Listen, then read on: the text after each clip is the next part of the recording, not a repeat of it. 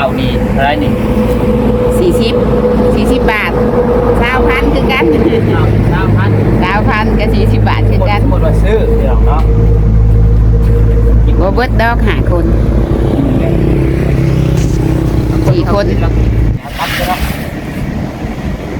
แม่น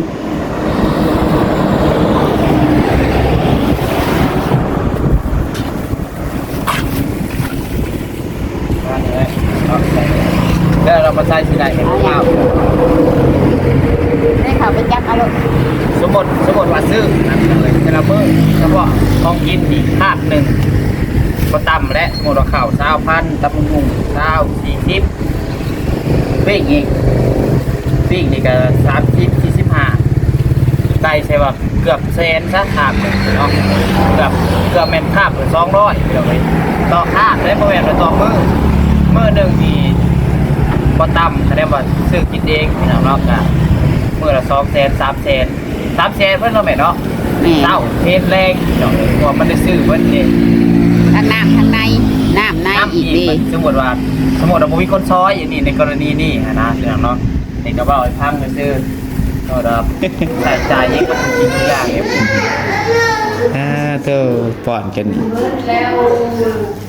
เจ้ามาให้หมอเพิ่นเอาน้ำมาใส่เด้อกันหมดคืนมันหวานเกินหั่นนะ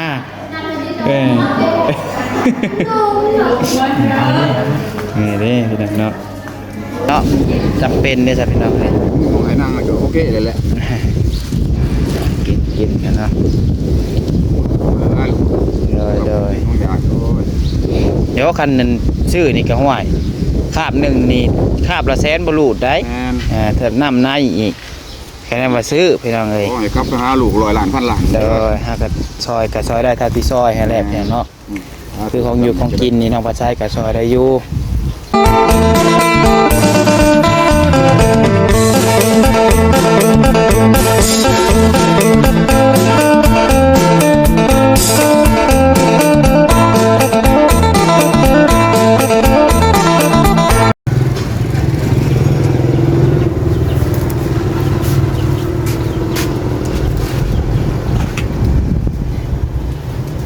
สบายดีสวัสดีแม่พี่น้องสบายดีปลาโลงเอฟซีอยากจะดีทุกคนทุกท่านเพราะว่าสิ่งของเราไทยและต่างประเทศเนาะอันนี้มีต้อนรับเราก็ขอตะวันในหลังแรกเนาะเอาพบกันนี่ของน้องลำไส้ก็ได้ออกมาเอาของกินเดี๋ยวเราไปหาทางน้องแต่และต่างๆพ่อแม่เราเพื่อนแรกเนาะ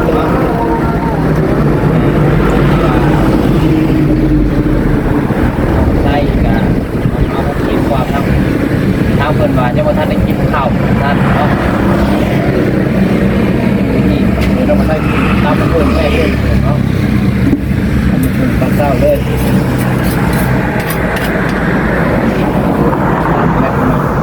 ตาม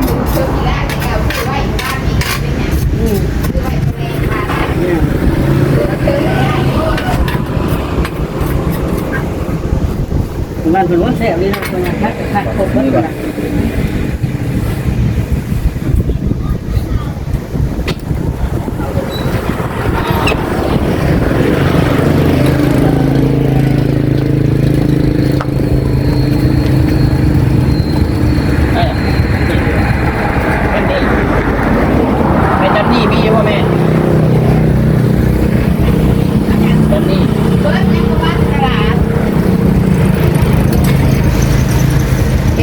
แซ่บแม่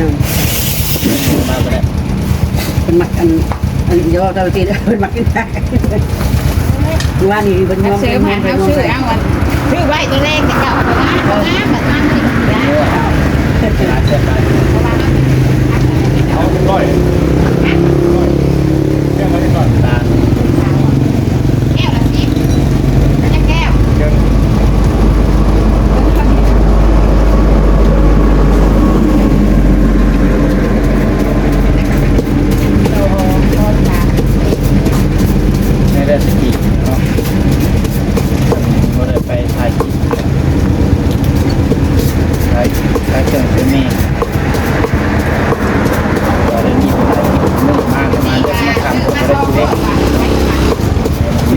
ได้หาที่บอก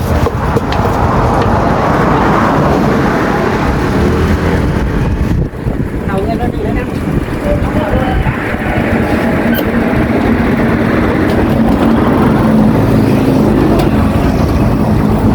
ตั้งอะไรด้วยแม่ เอาฮะเอามาไว้อ่อนก็เลยได้ทุกครั้งเนาะคนแปด ตำนี่มันเกาะเนี่ย ลงน้ำ ให้เบิ่งบ้างเรื่องเย็นบ่พอสูงปวด เห็นอยู่เห็นเบิด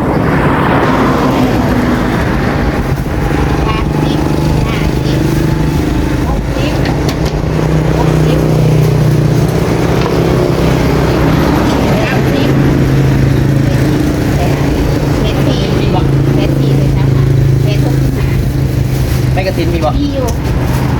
นี่มาหู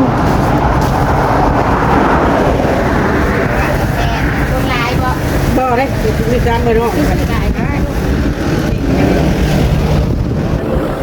วก็ไปรอกใครจะเศร้าเกิดปิดเป็น10เลยเนาะขอบใจขอบใจ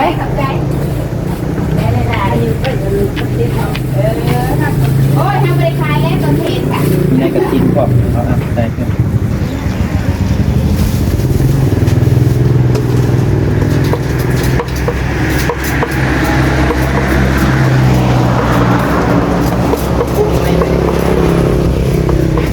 ใช่ได้ตามพูดแบบว่าแอนมอยังมาซื้อครับ หาคนทำที่นอนแหละ เมื่อเดี๋ยวเนาะ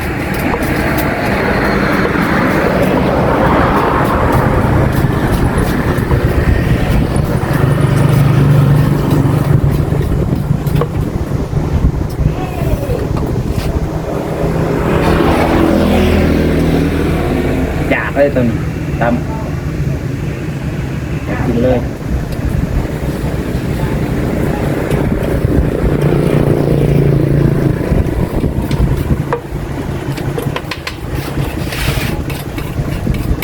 ว่าครับ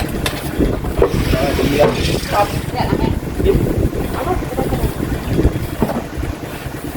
นไก่อั่วเนาะกินไก่ของที่หาเลือกเองบอกของกินคืออะไรเอาหมูบ่เลี้ยงอั่วน้ำก็ไปยุ่งเลย เดี๋ยวจะเอาอะไรมาจับให้ได้จับก่อน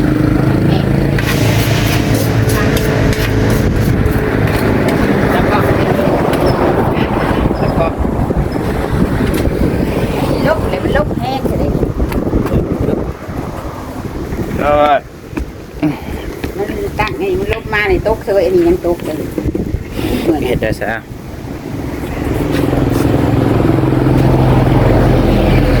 แย่งกันก่อน แดง จะบอกจันอีกไหมจะถ่ายกับอาจารย์เมื่ออยู่เปลี่ยนผมไปจับก่อน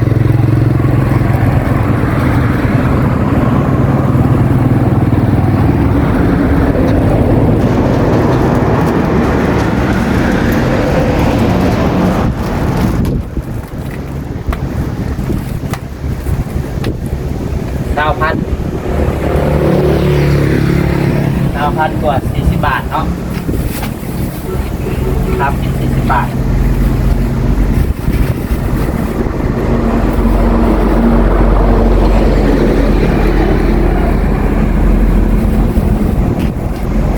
หนึ่ง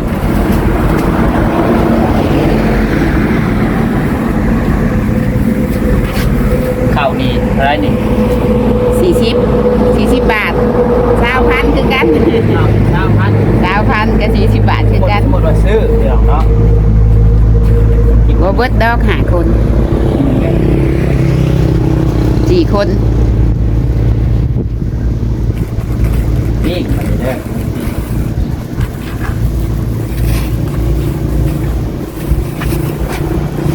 แต่มันอยากปิ้งกัวว่ะกัวชม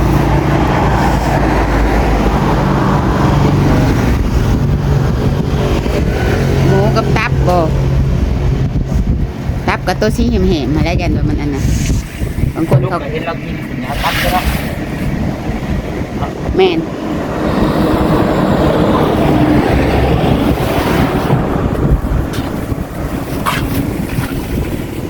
ว่าเลยเอาใส่แล้วเรามาใส่สิได้เห็นข้าว ได้ข่าวไปจับเอาลูก สมมติว่าซื้อนะเลยแต่ละมื้อเฉพาะของกินนี่คาบหนึ่งก็ตำและสมมติว่าข้าว20,000ตำมุง40ปิ้งอีกปิ้งนี่ก็30-45ไก่ใช่ป่ะเกือบแสนซะคาบหนึ่งเนาะเกือบแม่นคาบ200เดี๋ยวเลยต่อคาบได้บ่แม่นว่าต่อมื้อหนึงที่บ่ตำแสดงว่าซื้อกินเองพี่น้องเนาะก็มื้อละ200,000 300,000เพิ่นเนาะแม่เนาะ แม่ เต้าเทศแรงเนาะเพราะว่ามันได้ซื้อเพิ่นนี่ ทั้งน้ำทั้งในน้ำในอีกดี สมมุติว่าบ่มีคนซอยอย่างนี้ในกรณีนี้นะพี่น้องเนาะนี่ก็เว้าให้ฟังซื่อๆก็รับใช้จ่ายเองบ่ทุกสิ่งทุกอย่างนี่โอ้ยเงินซะ7ล้านครับด้านนั้นผ่าตัดไปจักสิบ่พอแหละเฉพาะซื้อกินนี่ก็เพิ่นหลายล้านเติมแล้วพี่น้องเอ้ยเนาะไปซะบัดนี้ก็ลาเดียวเพื่อพาเขาไปห้องหมอเอาของกินไปเพิ่นก่อนเดี๋ยวเนาะให้น้องมาใส่ก็จักสิออกไปเรียกไปงานต่อเนาะมาไป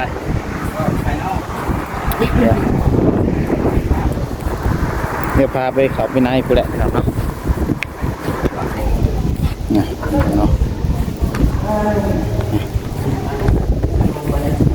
อเลยลองบอยเลย จึงเราไปใส่เที่ยวรบชื่อยาเป็นของนำเนี่ยอะไร แล้วเราก็สรุปมันเนี่ยสรุปมันเนี่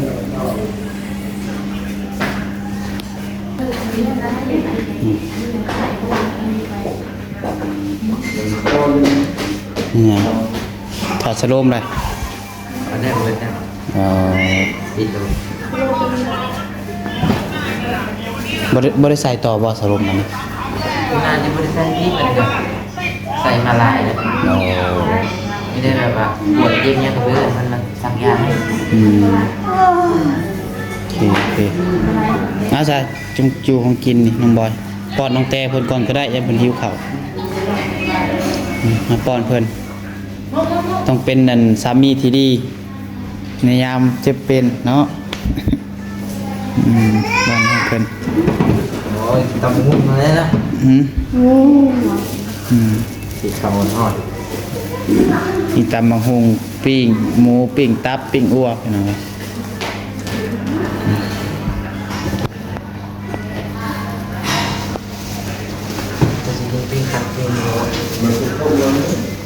อันนี้ออกอันนี้เพิ่นนั่นกันไม่ใช่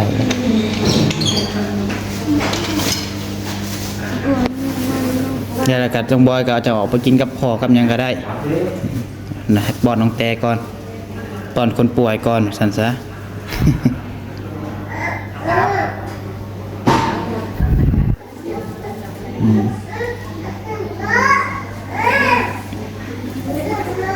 เขามาให้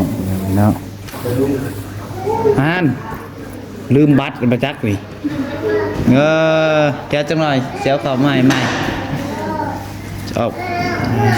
ลืมบัตรแล้วพี่น้องพี่น้องมันผากซื้อบัตรลืมบัตรมาได้ตั้มบังหงเลยด้านนี้ผมลืมเลย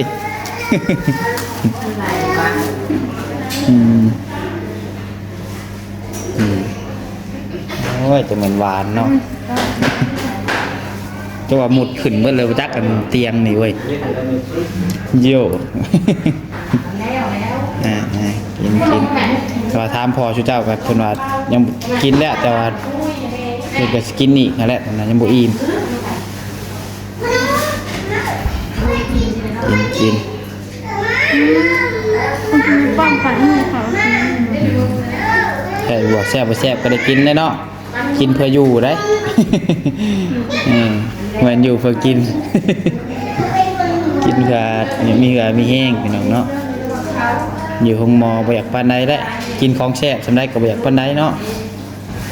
คือกินอยู่เฮือนอยู่ซ่านได้เป็นเลยจำแจวปลาแดกกระแซ่บอยู่เฮือนอยู่ซ่านเอาเองแค่นี้ห้องหมอนี่โอ้ยน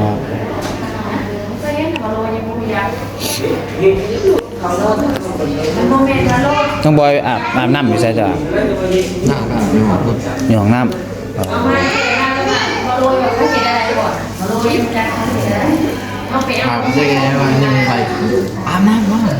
ฮะ จับเงินให้มันก็ตื่นตามหน้าก็ มีคนไปขอตอนอาบน้ำเจ้าว่าพี่ดอกประยักษ์ มันยิงนะ ฮะผู้หญิงผู้สาวประจักษ์เนาะโอ้ก็ธรรมดาเนี่ยเจ้าว่าผู้สาวไอ้ขอประจักษ์เลย สาวจ้ะ เออ เอาบ่เอาบ่ดูเอาเนาะ ก็คือประจักษ์ก็อยู่กับเป็นเมียอะไรวะว้าว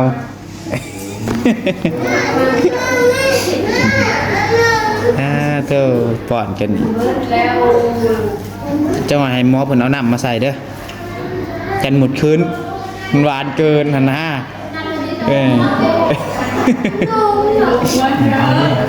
นี่เด้พี่น้องเนาะ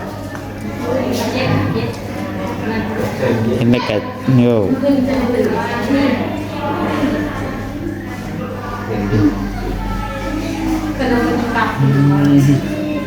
แซ่บบ่แซ่บ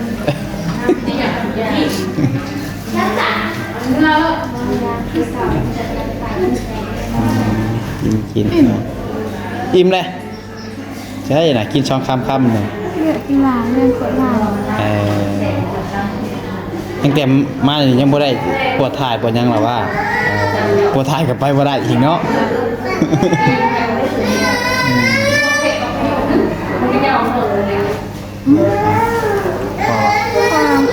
ให้อิ่มนะครับให้เพิ่นกินน้ำแล้วก็เอาไปกินกับพ่ออยู่เนาะอันนี้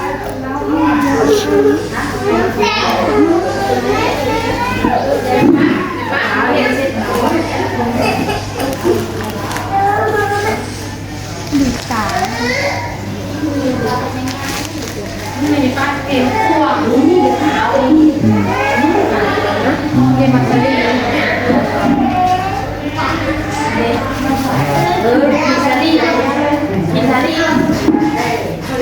แย่งแล้วมันคือโป๊ะ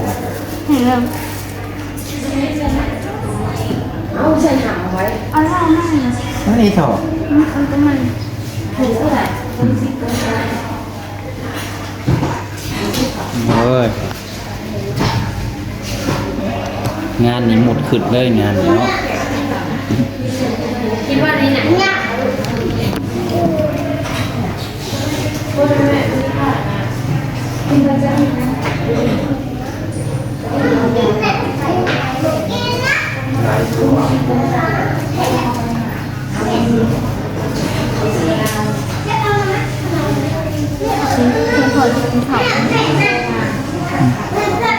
ได้แบบดึงแต่อิ่มแล้วไปให้พอชุดเจ้ากินบัดนี้อยู่โต๊ะแล้ว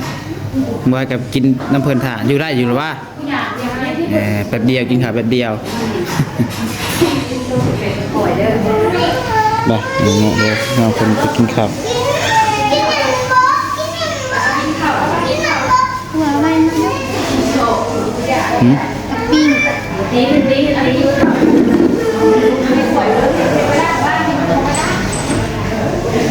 เพื่อนไปให้เพิ่นอยู่โต๊ะเพื่อนเจ้าบุกินน้ำเพิ่นบ่ ไปกินต่อ กินข้าวแล้วจังมา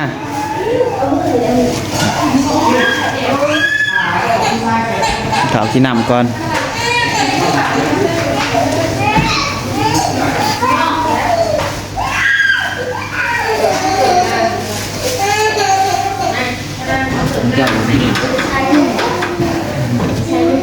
ขึ้นไหม แต่นี่มันขึ้นแล้ว ขึ้นเลย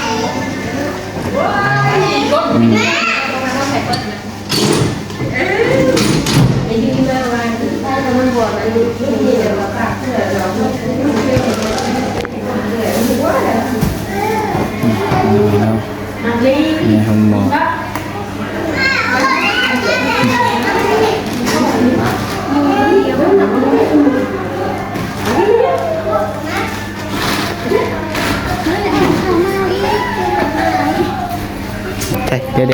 ไม่โอเคไป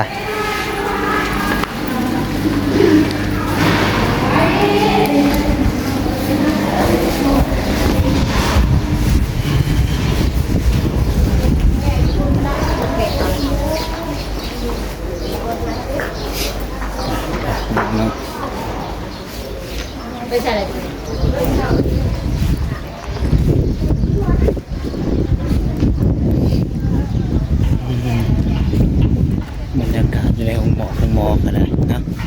ประมาณนี้แหละพี่น้องในห้องหมอ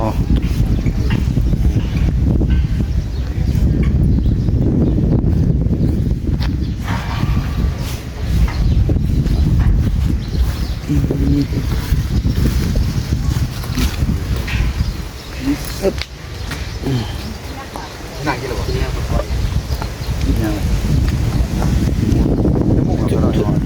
บูแล้วมึงยังมาทันโทรมาบอก ถ้วยกับบุ้มีซ้ำบ่ แค่ต้องมีได้ลุงเนี่ย เดี๋ยวส่งเลยเนาะ ต้องกินอย่าง แอบสบายเลยก็ได้เนาะ กินแล้วก็ถิ่มเลย ได้รถละพอนี่ ใช่กินให้แม่เพิ่นบ่กินบ่ ได้ทุกสถานการณ์ โอเค ทุกเตือนลูก เห็นได้เนาะ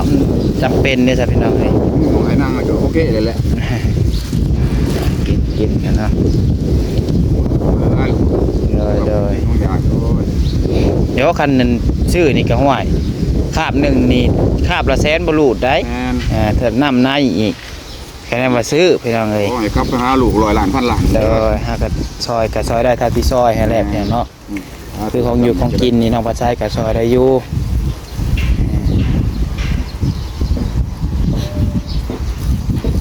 มาต้องไหมบุญกับคุณหมดเวลา เดี๋ยวกินแล้วพากันกินพอ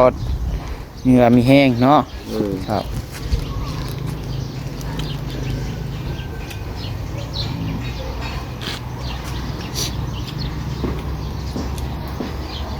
สามีแต่ว่าพากันกินเด้อเนี่ยเฮาสิออกไปเวียกก่อนบัดนี้ไปเวียกก่อนเวียกต่อก่อนเดี๋ยวเอาบัตรมาให้เด้อจะถาดนี่แหละเดี๋ยวขี่เอามาให้แป๊บหนึงเดี๋ยวขี่รถมาให้ลืมบัตรน้องบอยเพิ่นพี่น้องเลย ไปโอเคสวัสดีน้องให้เพิ่นกินข้าวกินน้ำไปแบบนี้เนาะมีแต่ว่าคลิปนี้ก็เอาข่าวน้ำมาให้น้องเต้พี่น้องหาผิดพลาดประการใดก็ขอโทษประการใดเวลาพี่น้องอยู่ดีมีแห้งบทสุขุสุคนเลยพี่น้องเด้อขอบคุณFC ทุกคนที่เข้ามาชมเนาะสำหรับคลิปนี้ขอลำลาไปก่อนขอกล่าวคำว่าสบายดี